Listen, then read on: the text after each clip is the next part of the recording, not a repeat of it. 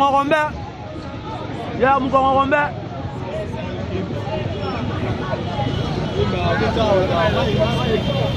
Obi Mukongo Rombe. Siko yo nde makambo esa bo mona onde.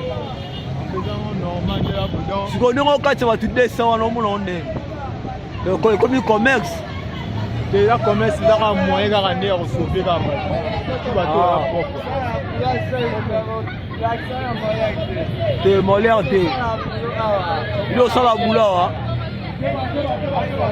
Vedi babi kini makambo tamona mokilo mona makambo.